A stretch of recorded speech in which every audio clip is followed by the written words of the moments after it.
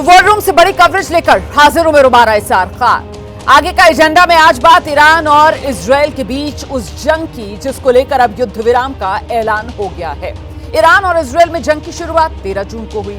Israel ने Iran पर हमला किया। इजरायली सेना ने दावा किया ईरान के परमाणु ठिकानों को हमने निशाना बनाया, और क्योंकि ये इजरायल के लिए बड़ा खतरा था, इसी आधार पर इजरायल का कहना था कि उसने ईरान के परमाणु ठिकानों को निशाना बनाया। इसके बाद दोनों देश युद्ध में उलझ गए। ईरान ने मिसाइल्स का ऐसा हमला बोला जिसने इजरायल को दहला दिया। दोनों देशों के बीच बारूदी बारिश, कई लोगों की जान ले ली इस बारूद ने। फिर 22 जून की तारीख आई जब अमेरिका सीधे ईरान और इजरायल के बीच चल रहे इस युद्ध में कूद गया। उसने अपने B-2 बॉम्बर से ईरान के परमाणु ठिकानों पर हमला बोला, लेकिन इसके कुछ ही घंटे के भीतर अमेरिका के राष्ट्रपति डोनाल्ड ट्रंप ने सीज फायर का ऐलान कर दिया। तब जबकि ईरान में जश्न मनाया जा रहा था कि ईरान ने अमेरिका के हमलों का जवाब दिया। कैसे?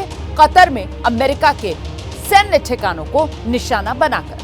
तो ये पूरी युद्ध विराम की कहानी है जो आपके सामने है। कैसे जंग की शुरुआत हुई और फिर कैसे युद्ध विराम का ऐलान जो अमेरिका की तरफ से किया गया। तो अब सवाल यह कि आखिरकार इस जंग से किसने क्या हासिल किया, ये अपने आप में एक बड़ा सवाल है।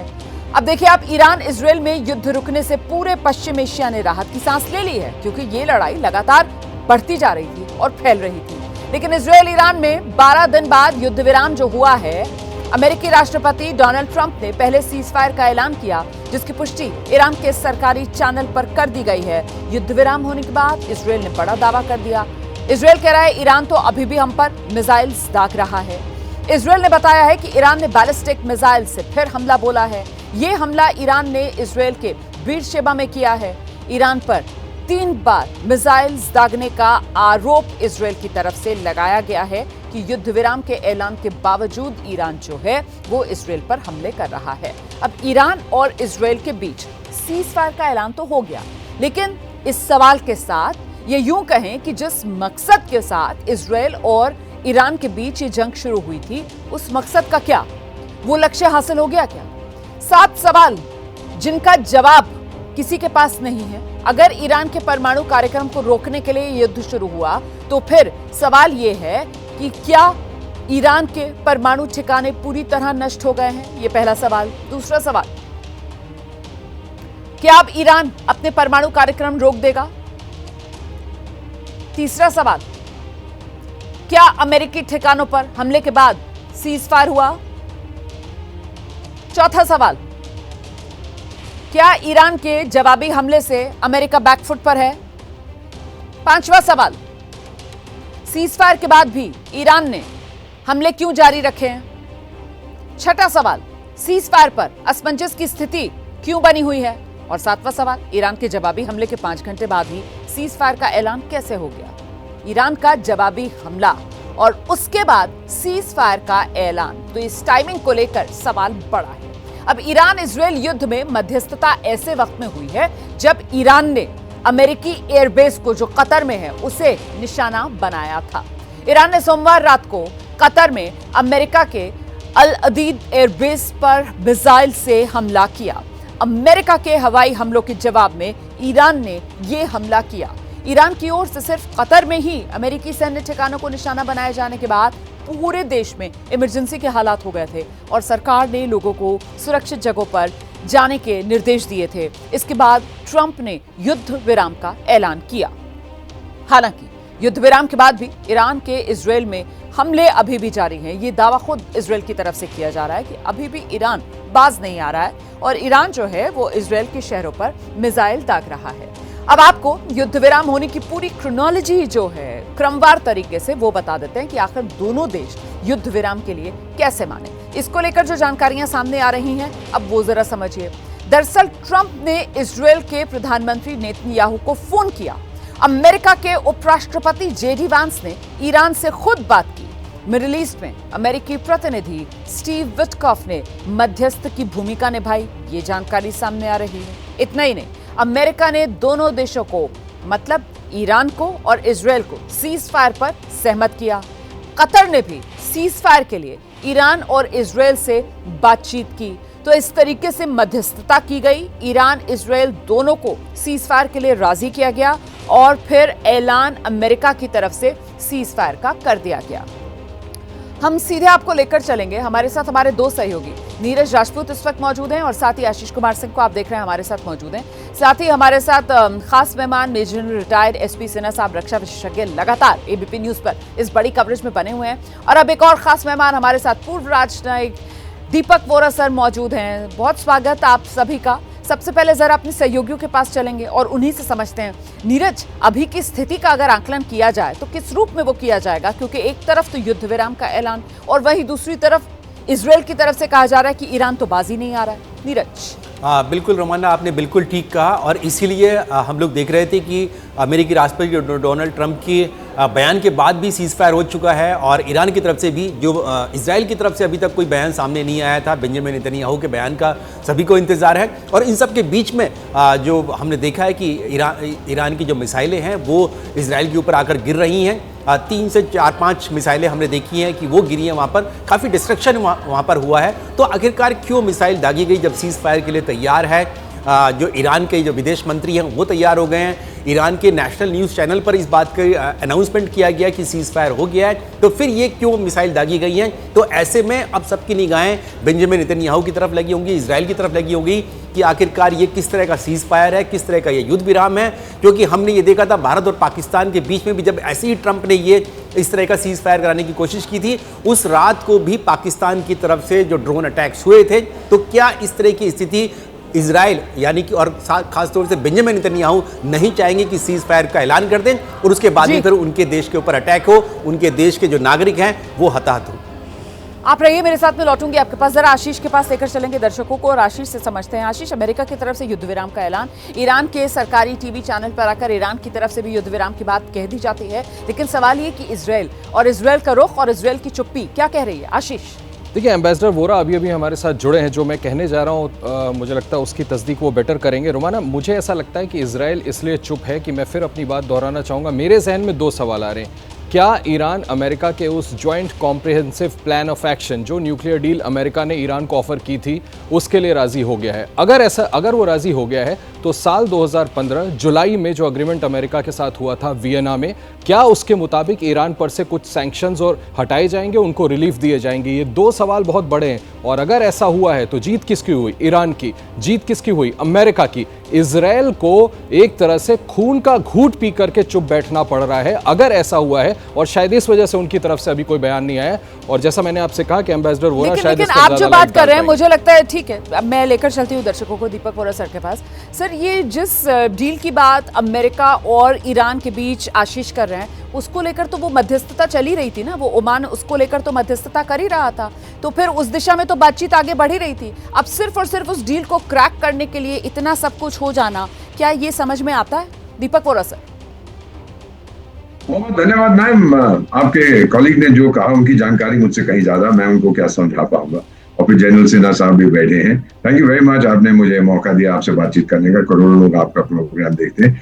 ये डील की बात कर रहे हैं ना ट्रंप, सीज फायर तो एक डील है मैम। बेसिक ऑब्जेक्टिव क्या था? क्यों इजराइल ने ठोका ईरान को? पहले हमास को ठोका, हिजबुल्लाह को ठोका, हुतियों को ठोका। क्यों मार रहा है ईरान को? कि ईरान बाज आने वाला नहीं था। ईरान की तरफ से अभी भी मैंने कोई परिवर्तन नहीं देखा है कि उसका बेसिक एम इजराइल को इस दुनिया से मिटा दो। जब ये दोनों चीजें आपस में कॉन्फ्लिक्ट करती हैं, इजराइल कहता है तू न्यूक्लियर बॉम्ब नहीं बना सकता। मैम, कितनी मिसाइलें दागी हैं ईरान ने? अगर उनकी में से एक के ऊपर भी एक न्यूक्लियर वॉरहेड होता तो छोटा सा इजराइल तो खत्म हो गया था मैम। क्या मैकडोनाल्ड ट्रंप साहब ये स्वीकार करेंगे? बिल्कुल नहीं करेंगे। तो ये जो कहना कि कतार के ऊपर उन्होंने हमला किया है, ये किया, मेरे बेसिस को मारा है, ये सब दिखाने की है। बेसिकली वो चाहता है क्रेडिट की, भाई मैंने शांति कर, जंग भी मैंने करवाया, आग मैंने लगाई और फिर फायर ब्रिगेड को मैं भी बन के वहां पहुंच गया आग बुझाने के लिए। No no no, reality is दोनों की पोजीशन में कोई चेंज नहीं आया। जो विदेश मंत्री ईरान के गए हैं मॉस्को, वो आयतुल्लाह अली खमैनी से मिलने गए थे, जो वहां पे इस समय छुपे हुए हैं, कि बोलिए अब क्या करें ये जो बात हुई है। तो आके उन्होंने कहा कि वो बहुत मार पड़ रही है कि चलिए सीज फायर का अनाउंसमेंट हुआ है। ये नहीं कहा हम पूरी तरह से उसको हम एक्सेप्ट कर रहे हैं। सिचुएशन ऑन द ग्राउंड को देखते हुए मेरा ये मानना है ये 24 घंटे तक सीज फायर चलेगी, उससे ज्यादा नहीं, कुछ नहीं होगा। जो ये सिविलियन एरियाज को मार रहे हैं, इजराइल इसका भी जवाब देगा, अमेरिका भी इसका जवाब देगा। आप जो बात कह रहे हैं सर, बड़ी खबर आ रही है। आप जो बात कह रहे हैं सर, बड़ी खबर आ रही है। मैं लौटूंगी वोरा सर आपके पास। देखिए, सीज फायर को लेकर ईरानी मीडिया बड़ा दावा कर रहा है। ईरानी समय के अनुसार सुबह 7:30 बजे से सीज फायर लागू हुआ है, ये ईरानी मीडिया की तरफ से कहा जा रहा है। सीज फायर से पहले इजराइल पर मिसाइल्स दागी गई, मतलब वो जो इजराइल कह रहा था ना कि हम पर मिसाइल दागी जा रही है, ईरान बाज नहीं आ रहा है, तो अब ईरान की तरफ से कहा गया है कि ईरानी समय के अनुसार सुबह 7:30 बजे से सीज फायर लागू हुआ है। सीज फायर से पहले दागी गई थी इजराइल पर मिसाइलें। ईरान के मिसाइल हमले से इजराइल में काफी नुकसान हुआ है। बीरशेबा में ईरानी मिसाइल हमले से बहुत नुकसान हुआ है। अब उसी पर ये ईरान की तरफ से सफाई आई है। ईरान के समय के मुताबिक सुबह 7:30 बजे वो कह रहे हैं, मतलब अगर ईरान के समय के मुताबिक भारतीय समय को अगर देखा जाए तो मतलब हिंदुस्तान में 9:30 बजे के आसपास का आप समय मान लीजिए कि सुबह 9:30 बजे भारतीय समय के हिसाब से, और ईरान के समय के हिसाब से सुबह 7:30 बजे के आसपास से ईरान कह रहा है कि हमारे यहाँ युद्ध विराम हमने लागू किया है, और उसके बाद से कोई इजराइल पर मिसाइल नहीं दागी गई है। जो मिसाइलें दागी गई हैं, जो इजराइल की तरफ से कहा जा रहा है, वो उससे पहले की बात है। जनरल सिन्हा, तो वो जो कहा जा रहा था इजराइल की तरफ से कि ईरान तो बाजी नहीं आ रहा है, ये तो मिसाइल्स दाग रहा है, अब उस पर भी ईरान की तरफ से ये सफाई, मतलब जनरल सिन्हा। देखिए, मैं समझता हूं कि अंतर्राष्ट्रीय स्तर पे फॉग ऑफ वॉर में क्लेम काउंटर क्लेम होता है और अपना अपना नैरेटिव बेचने की कोशिश करते हैं। दो चीजें हैं, या तो इजराइल सच है या ईरान सच है। इजराइल ने कहा कि संधि घोषणा के बावजूद उस पर फायर किया गया मिसाइल के माध्यम से। ईरान कहता है सीज फायर के पास 7:30 का टाइम दे रहा है, उसके पहले का फायरिंग हुआ है, उसके बाद का नहीं हुआ है। तो ये तो दोनों का स्टैंड अपोजिट है। लेकिन चलिए, देर आए दुरुस्त आए, जो शुभ चीज होता है अंत में वही अच्छी बात होती है। तो यदि अब दोनों देश मान रहे हैं कि भाई सीज फायर, हालांकि इजराइल ने अभी घोषणा नहीं किया, कोई कमेंट नहीं दिया है सीज फायर पे, क्योंकि हो सकता है उसको फील हो रहा हो कि जो टर्म्स कंडीशंस हैं वो उसके पूरी तरह से उसके फेवर में नहीं है।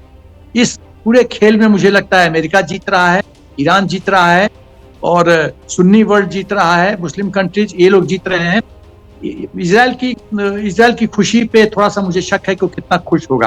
लेकिन सचमुच में यदि मैं जनरल से ना आपसे जानना चाहती हूँ, जिस बात का जिक्र अभी दीपक वोरा सर कर रहे थे कि उनको नहीं लग रहा है कि 24 घंटे के बाद ये युद्ध विराम जो है वो कंटिन्यू करेगा, आपका असेसमेंट क्या है सर? ये युद्ध विराम जिसका ऐलान किया गया है डोनाल्ड ट्रंप की तरफ से ईरान और इजराइल के बीच, ये खत्म हो रहा है, युद्ध खत्म हो रहा है सर, या फिर नहीं अब मामला बढ़ेगा? क्योंकि जाहिर सी बात है यहाँ पर अगर कोई नुकसान में नजर आ रहा है तो वो तो ऐसे देखने में इजराइल ही नजर आ रहा है सर नुकसान में।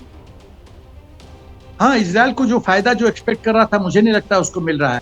दूसरी बात है, मैं दीपक वोरा भाई साहब से एग्री करता हूँ कि, और मैं संस्कृत का एक कोट करूंगा, प्रत्यक्षम की प्रमाणम, लेट्स वॉच एंड सी कि 24 घंटे में क्या होता है।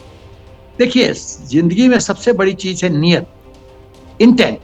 यदि नियत साफ हो और आप जो प्रॉमिस करते हो डिलीवर करते हो तो अच्छी बात है, लेकिन आप बोलते कुछ हो करते कुछ हो तो कष्ट है। और कुछ मुस्लिम कंट्रीज का तो ये बिहेवियर रहा है, कहते कुछ है करते कुछ है।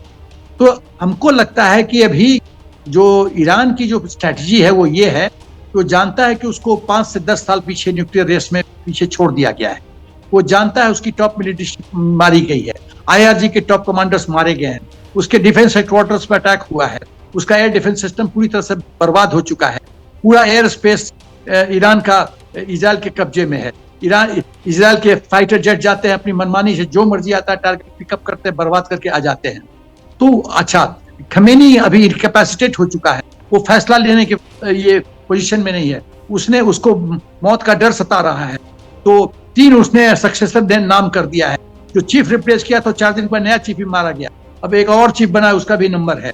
तो सवाल है कि सब कुछ तो लूज सिचुएशन है ईरान की। लेकिन सर तो मैं जरा सा नीरज का रुख कर लेती हूँ। लेकिन सर, जो तस्वीर आप दिखा रहे हैं भाई, उस तस्वीर को अगर देखा जाए तो उस तस्वीर के हिसाब से तो फिर इजराइल को नुकसान क्या हुआ? फिर तो इजराइल जिस मकसद के साथ चला था वो उसने हासिल कर लिया।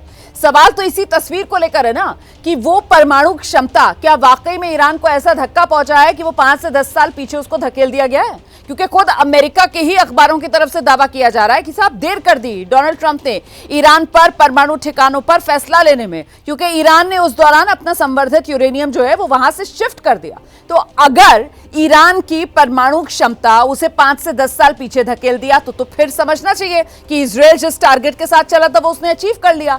अब वही टारगेट अचीव नहीं कर पा रहा है, इसी वजह से तो इजराइल के लिए इसको धक्का माना जा रहा है। नीरज, बिल्कुल, देखिए ये हमने देखा था, सैटेलाइट इमेजेस सामने आई थी कि जो न्यूक्लियर ठिकाने हैं ईरान के, वहाँ पर अटैक से पहले जो बॉम्बर्स ने B-2 बॉम्बर्स ने जो अटैक किया था उससे पहले, ऑपरेशन मिडनाइट हैमर से पहले 1-2 दिन पहले वहाँ पर ट्रक्स देखे गए थे और ट्रक से यूरेनियम ले जाते हुए कहा गया कि वो लेकर गए हैं। और जिस तरह के अटैक किए गए B-2 बॉम्बर्स बहुत ही खतरनाक जो बॉम्ब जो है वो जो गिराते हैं, जो हमने देखा है, जो मोप है, मैसिव ऑर्डिनेंस एयर ब्लास्ट और पेनिट्रेशन सिस्टम है, और वो वाले जो बॉम्ब्स हैं उन्होंने गिराया है। लेकिन जो अमेरिकी मीडिया है वो वाकई में जो ट्रंप प्रशासन है उनके कहीं ना कहीं विरोध में रहती है, क्योंकि इस तरह की सैटेलाइट इमेजेस से, क्योंकि ये बंकर बस्टिंग का काम करते हैं, नीचे जाकर बस्ट करते हैं, ऊपर नहीं दिखाई देगा आपको, जैसे बालाकोट एयर स्ट्राइक में भी किया गया था भारत की तरफ से। तो ये नीचे जाके अंदर जाके ब्लास्ट करते हैं, तो नीचे कितना डिस्ट्रक्शन किया है ये अभी सामने साफ नहीं आया, लेकिन हाँ वहाँ पे होल जरूर देखे गए थे कि उन्होंने अंदर किया है। जहाँ तक बात रोमाना हम लोग बात कर रहे हैं कि मिसाइल की गिराने की, जो सीज फायर के बाद भी, तो अगर डोनाल्ड ट्रंप का अगर आप बयान देखेंगे तो उन्होंने जो सीज फायर की बात की है वो 6 घंटे की बात की थी ईरान के लिए, और 12 घंटे का टाइम दिया है इजराइल को, और उसके बाद 24 घंटे के बाद पूरी तरीके का युद्ध विराम की बात की है। तो 12 घंटे का जो अभी जो टाइम है वो इजराइल के पास है। तो क्या इजराइल फिर से काउंटर अटैक करेगा, ईरान के ऊपर करेगा, जो उसने कहा है कि उसके ऊपर 4 से 5 मिसाइल जो है उनके ऊपर गिरी हैं, जिसमें एक आपने बताया बशीरबा में जाके गिरी है, और डिस्ट्रक्शन हम लोग देख ही रहे हैं, तस्वीरें हम लोग देख रहे हैं, वीडियो हम लोग देख रहे हैं कि कितना बड़ा नुकसान इस वक्त भी सीज फायर के ऐलान के बाद हुआ है। तो अब सबकी निगाह इजराइल की तरफ है कि इजराइल 12 घंटे का जो वो उनको टाइम मिला है, क्या वो काउंटर अटैक करेगा, और अगर काउंटर अटैक बड़ा करता है जैसे कि इसमें कहा गया है, तो क्या वाकई में जो डोनाल्ड ट्रंप का सीज फायर है वो टिक पाएगा या नहीं टिक पाएगा, इस पर अच्छा, जो बात आप कह रहे हैं नीरज, आप जो बात कह रहे हैं उसी को आशीष के पास लेकर चलते हैं। आशीष, कुल मिलाकर ये कहा जाएगा कि अब गेंद जो है वो इजराइल के पाले में है। आशीष, देखिए, इजराइल को तो मानना ही पड़ेगा ना, अमेरिका सुपर पावर है, उनका क्लोजेस्ट स्ट्रैटेजिक डिफेंस एलाई है, बहुत करीबी रिश्ते हैं।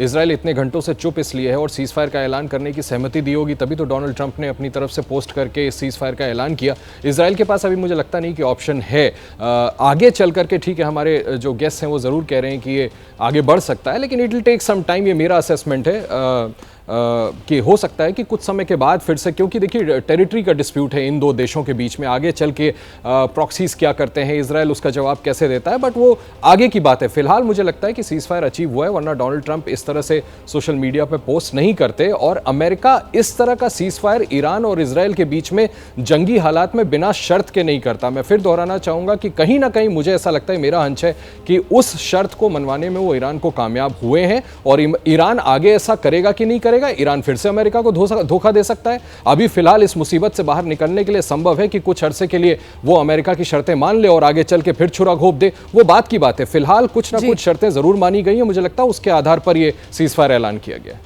ठीक है, दीपक वोरा सर के पास जाते हैं। दीपक वोरा सर, ऐसे में क्या ये मैसेज जा रहा है कि साहब अमेरिका ने इजराइल के हाथ बांध दिए? इससे बेहतर तो ये था कि इजराइल खुद ही ईरान से निपट लेता, मतलब दोनों देश आपस में लड़ रहे थे, लेकिन अमेरिका एंटर करता है, B-2 बॉम्बर्स लेकर आता है, GBU-57 बरसाता है, और उसके बाद अगले दिन अमेरिका की तरफ से युद्ध विराम का भी ऐलान कर दिया जाता है। मतलब अमेरिका ने इस युद्ध के अंदर एंट्री मारकर इजराइल के हाथ बांध दिए। सर, आप बहुत सही कह रही हैं, और जो आशीष कुमार सिंह साहब कह रहे हैं absolutely accurate, very logical analysis इन्होंने किया है कि ये युद्ध विराम अगर है, इसका मतलब है दोनों साइड्स मान गई हैं, नहीं तो डोनाल्ड ट्रंप साहब ट्वीट नहीं करते। मेरा जो तजुर्बा है डोनाल्ड ट्रंप साहब के साथ, प्रेसिडेंट मैकडोनाल्ड ट्रंप के साथ, वो ट्वीट कर देते हैं जो उनके मन में आता है, कर देते हैं। लेकिन यहाँ ये सही है कि ईरान अब इतना पिटा है, क्योंकि उसके विदेश मंत्री भी मॉस्को गए थे अली खमेनी से पूछने कि अब क्या करना है, हमें बहुत मार पड़ रही है, क्योंकि खमेनी साहब वहां नहीं है, ईरान में नहीं है, वो दौड़ गया है मॉस्को, वहां छुपा हुआ बशार अल असद के साथ चाय पीता रोज।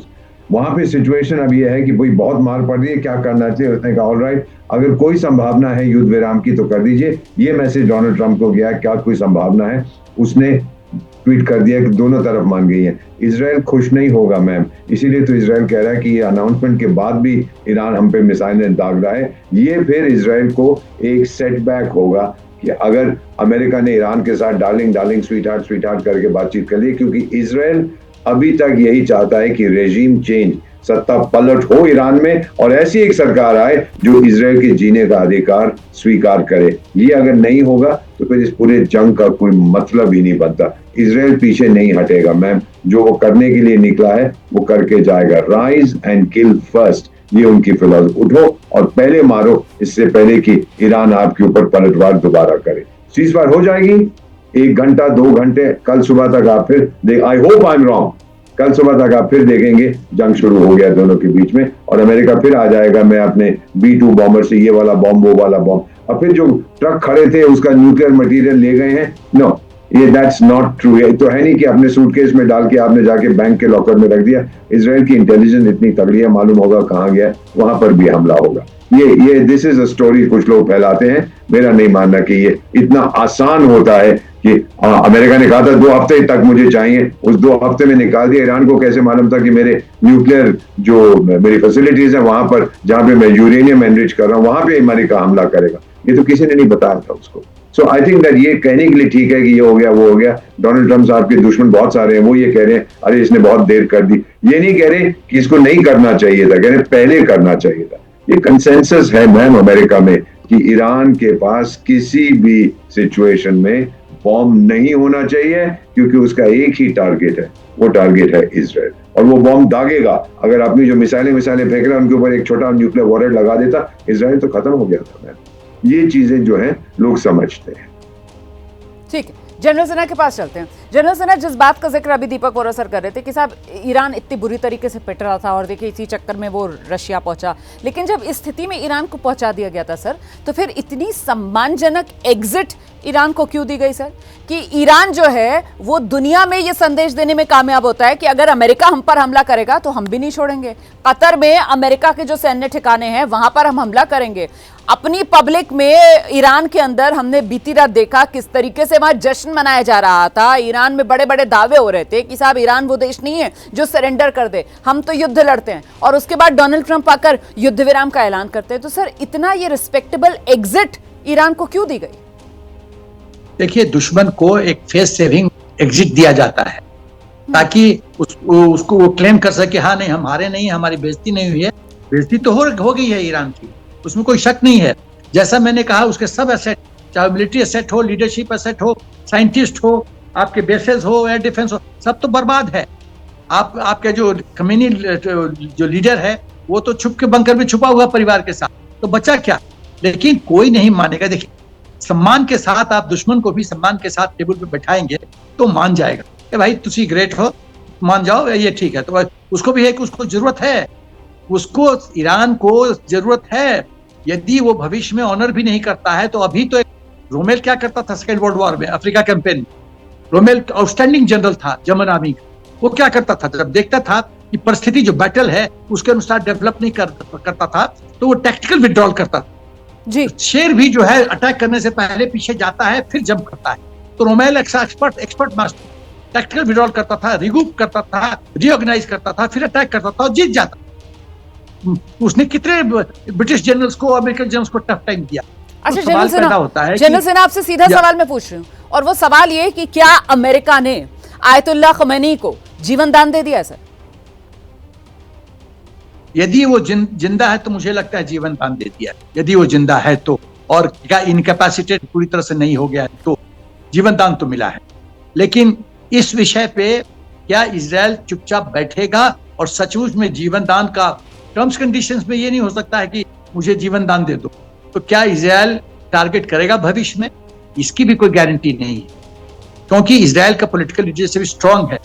कुछ हद तक अमेरिका की बात इजराइल मानता है, बट काफी हमने उदाहरण है कि वो अपनी मनमानी करता है, अपना डिसीजन लेता है। लेकिन क्योंकि स्ट्रेटेजिक पार्टनर है तो स्वाभाविक है कि पूरी तरह से ना नहीं बोल सकता है, बट ना बोलने के भी कई तरीके हैं।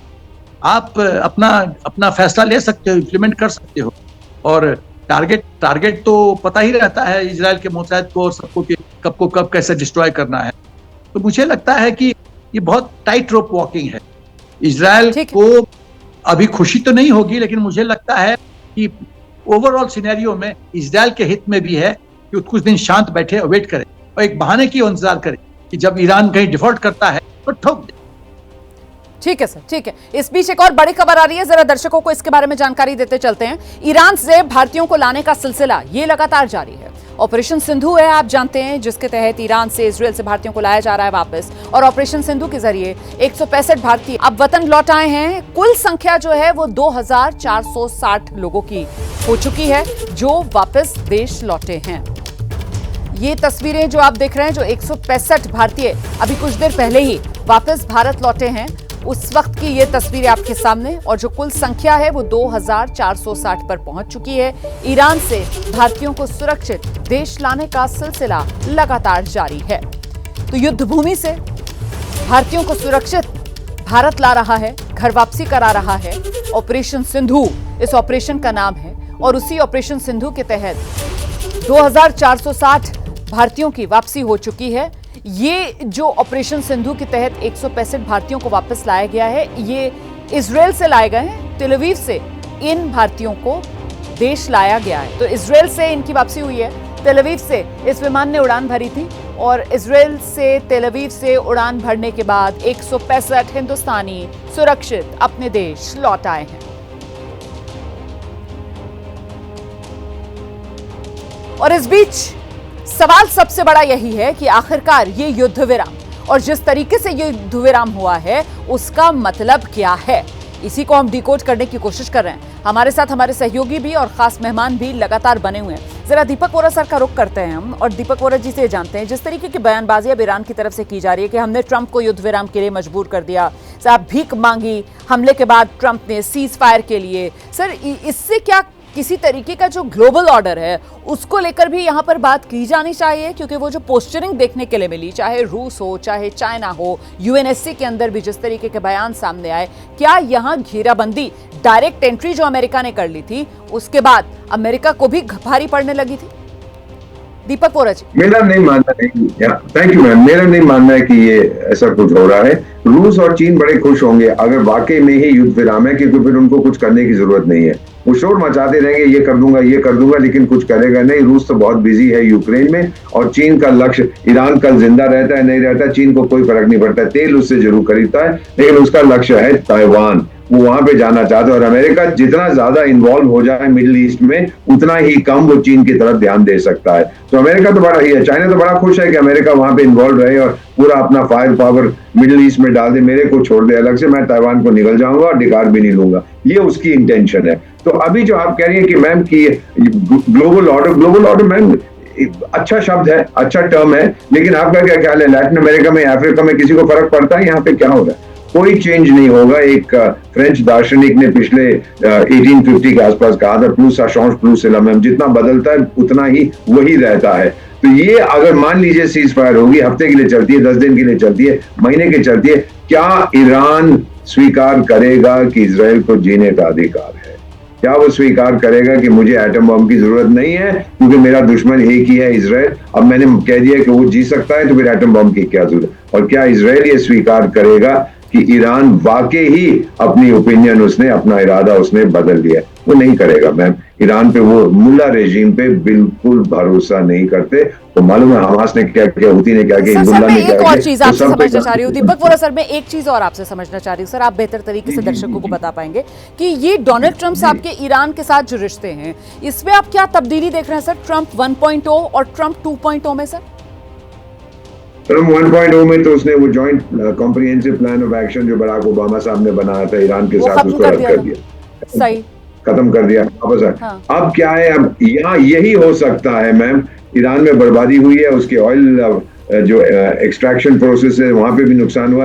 यही हो सकता है कि टाइगर सुन शांति करा दे, अमेरिकन कंपनी को भेज, तेल निकालेंगे, बेचेंगे, प्रतिबंध हटा दे, और जो पैसा कमाओगे उसके साथ जो रिकंस्ट्रक्शन होनी है ईरान में वो करो, और सारा कॉन्ट्रैक्ट अमेरिकन को जाएगा। वही इराक सिंड्रोम टोटली रिपीट होगा। इतिहास का सबक, इतिहास का कोई सबक नहीं है। हर चीज 2 बार होती है, पहली बार ट्रेजेडी, दूसरी बार मजाक। ये जो हो रहा है इस समय, जो डोनाल्ड ट्रंप साहब कर रहे हैं, दिस इज अ फार्स, ये मजाक है। लेकिन इजराइल इसमें अगर कुछ होता भी है, इजराइल का जो लक्ष्य था उसको उसने अचीव नहीं किया और वो ना खुश होगा। कितनी तारीफ की थी बेंजामिन नेतन्याहू ने डोनाल्ड ट्रंप की टीवी पे आके, अरे मेरे दोस्त, मेरे भाई, तो खुदा का आदमी है, ये है वो है। अब वो बहुत नाराज हो जाएंगे और डोनाल्ड ट्रंप साहब को शायद इसका भी जो है हर्जाना भुगतना पड़ेगा अमेरिका में, जहां जूइश लॉबी बहुत तगड़ी है। So I don't think this is going to last ma'am. Donald Trump ने कह दिया है, पर अब उसका इंटरेस्ट चला गया है। जैसे भारत और आतंकिस्तान के बीच में भी बहुत शोर मचा है, लेकिन अब उसका ध्यान कहीं और चला गया है। So this is the thing जो आप देखेंगी, ये कोई कंसिस्टेंसी आपको नहीं मिलेगी इसके अंदर। ये युद्ध अभी खत्म नहीं हुआ है। ठीक है, तो मतलब आप ये कह रहे हैं कि युद्ध विराम का ऐलान जो है ये सिर्फ और सिर्फ वक्तिया है और इंतजार कीजिए। अभी तो एक तरीके से कई इसमें मोड़ आने बाकी हैं और कुल मिलाकर वो बड़ी तस्वीर, बड़ी पिक्चर अभी बाकी है। इस बीच ये तस्वीरें जो आप देख रहे हैं, ये जो विमान आया है तेल अवीव से, इसने उड़ान भरी थी और 165 भारतीयों को लेकर ये सुरक्षित हिंदुस्तान लौटा है। इस बीच एक और बड़ी खबर आपको बता दें, इजरायल ने अपना एयर स्पेस बंद कर दिया है। अब ये बड़ी खबर आ रही है कि इजरायल ने अपना एयर स्पेस बंद किया है। सभी यात्री विमानों के लिए इजरायल ने एयर स्पेस बंद किया है। इमरजेंसी फ्लाइट्स के लिए भी अपना एयर स्पेस इजरायल ने फिलहाल बंद कर दिया है। ईरान की ओर से मिसाइल हमले के बाद यह फैसला इजरायल ने लिया है। ये इस वक्त की बड़ी खबर है। इजरायल ने अपना एयर स्पेस बंद कर दिया है। हम सीधे आपको लेकर चलेंगे, हमारे सहयोगी नीरज राजपूत इस वक्त मौजूद हैं। नीरज, ईरान की तरफ से तो अब बयान दे दिया गया ना कि हमने युद्ध विराम जो है वो ईरान के समय के हिसाब से सुबह 7:30 बजे से लागू किया है। ये जो फैसला इजरायल का है अपना एयर स्पेस बंद करने का, ये इस ऐलान के बाद ईरान के मतलब तनाव बढ़ता हुआ नजर आ रहा है क्या ईरान और इजरायल के बीच? हाँ बिल्कुल, देखिए रोमाना, जो हम लोग बात कर रहे थे कि जो डोनाल्ड ट्रंप की तरफ से जो सीज फायर की बात आई, वो चरणों में आई है, फिर आवाज़ आई है कि वो पहले 6 घंटे में ईरान को करना है, फिर 12 घंटे में फिर इजराइल को करना है, जो अपने मिशन है वो पूरे कर लें। ये बात भी उनके बयान में सामने आई है, लिख के आई है। तो अगर 12 घंटे का समय है तो फिर इजराइल उसको पूरा समय लेगा। और इजराइल अब जब उनके ऊपर अटैक हुआ है युद्ध विराम के ऐलान के बाद, ग्राउंड पे नहीं हुआ लेकिन ऐलान हुआ, तो उसके बाद तो उसका बदला जरूर लेगा ही, वो लेगा, ईरान से लेगा। 12 घंटे का टाइम है उनके पास, इसीलिए उन्होंने अपनी एयर स्पेस ये जो बंद कर दी है।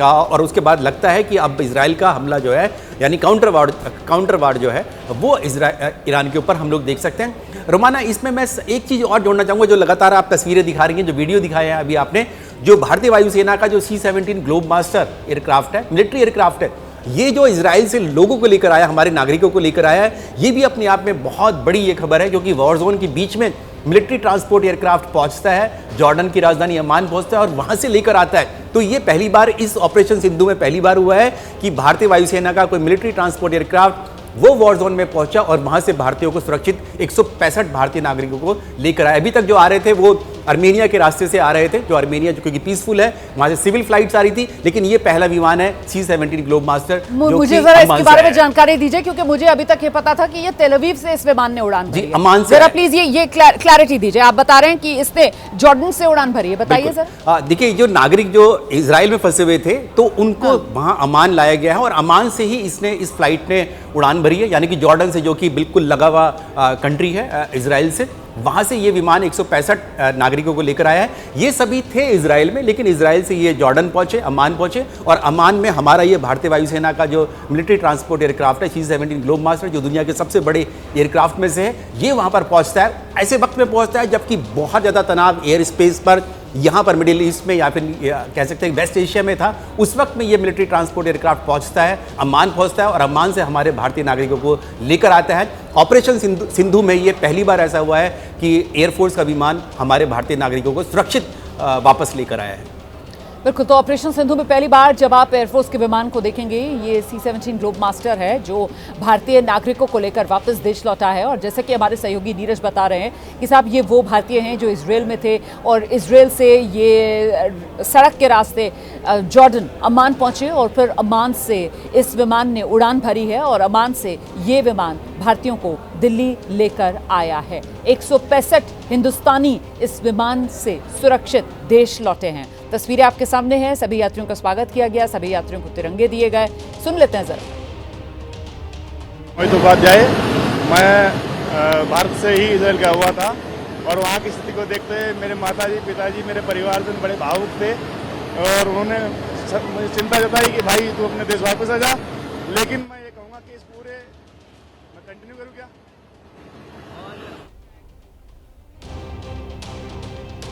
तो ये वो हिंदुस्तानी है जो सुरक्षित वापस देश लौटे हैं, और सुरक्षित वापस देश लौटने पर जो इनकी खुशी है वो साफ तौर पर इनके चेहरों पर नजर आ रही है। आप सुन रहे थे अभी एक यात्री की तरफ से क्या कहा जा रहा था। और इजराइल से हम यहाँ आए, इसके लिए हम बहुत बहुत धन्यवाद है हमारी गवर्नमेंट का। आप देख ही रहे होंगे कितनी तीव्रता से ये मिशन सिंधु चलाया गया और इजराइल से हमें यहाँ पर लाया गया।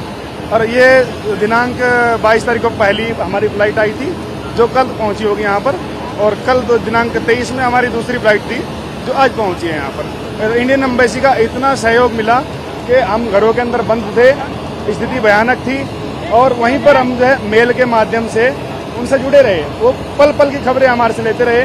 इंडियन एम्बेसी और इंडियन गवर्नमेंट का इतना अच्छा योगदान रहा हमारे लिए कि हम भयभीत होते हुए भयभीत नहीं रहे। और आभार व्यक्त करते हैं इस हमारी भारतीय सरकार का, आभार व्यक्त करते हैं इंडियन एयरफोर्स का कि हमें इतने अच्छे प्रकार से हमें यहाँ पर लाया गया, हमारे खाने पीने सारी व्यवस्था की गई। हम बहुत आभारी हैं। आप रह रहे थे वहाँ, स्थिति कैसी है, सिचुएशन कैसी है? मैं इसकी कैपिटल में था।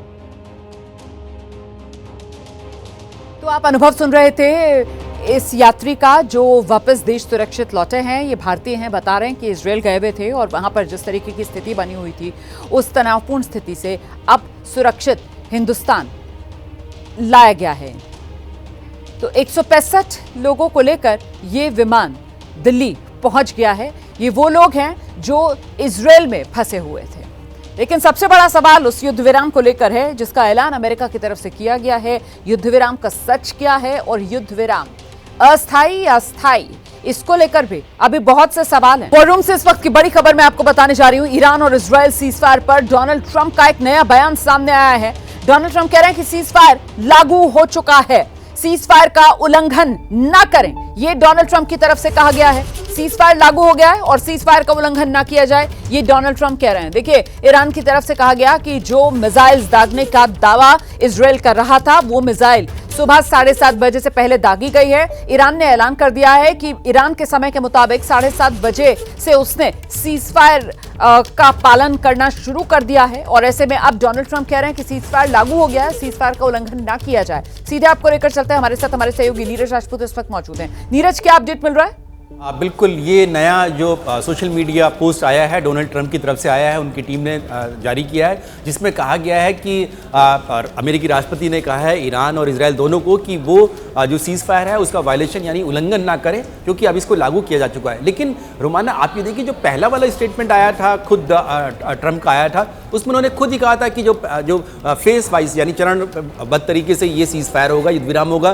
पहले 6 घंटे में ईरान मानेगा, फिर 12 घंटे में फिर इजराइल मानेगा और फिर 24 घंटे में पूरा ये युद्ध विराम होगा। तो ऐसे में सवाल खड़े होते हैं कि आखिरकार क्या कहना चाह रहे हैं डोनाल्ड ट्रंप, क्या कहना चाह रहे हैं। जब अगर आपने सीज फायर कर दिया था तो बिल्कुल करना चाहिए था सीज फायर। आपने क्यों परमिशन दी कि 4 घंटे बाद, 6 घंटे बाद करे, 12 घंटे बाद इजराइल करे, फिर 24 घंटे बाद पूरा सीज फायर हो? तो पूरा और आधा सीज फायर तो ऐसा कोई सुनने में आता नहीं है। अगर आपको ऐसे तो है नहीं कि आप छोटी मिसाइल मारेंगे तो आपका आधा सीज फायर होगा। तो अब ये दोबारा आया क्योंकि ईरान ने अटैक कर दिया है, मिसाइल दागी हैं, इजराइल के ऊपर दागी हैं, उनके रिहायशी इलाकों पर दागी हैं। तो अब इसका पलटवार जरूर होगा इजराइल की तरफ से, इसीलिए फिर से डोनाल्ड ट्रंप का ये पोस्ट आया है सामने। बिल्कुल, आपने जिस बात का जिक्र किया ना कि साहब पलटवार इजराइल कर सकता है, और क्या ये संदेश इजराइल के लिए ही दे रहे हैं डोनाल्ड ट्रंप? दीपक वोरा जी,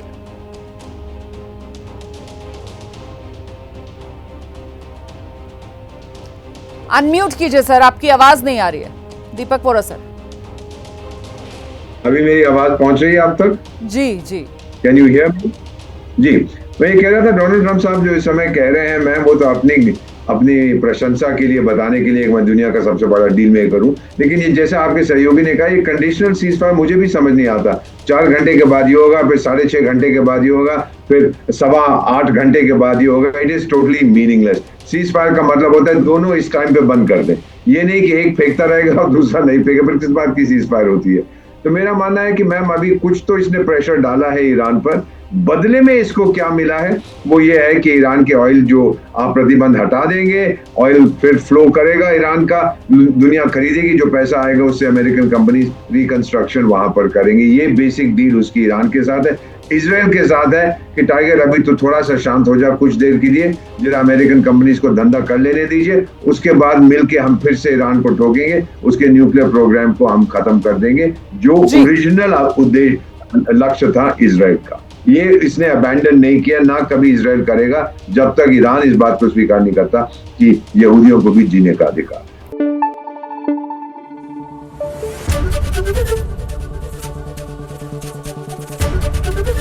एबीपी न्यूज आपको रखे आगे।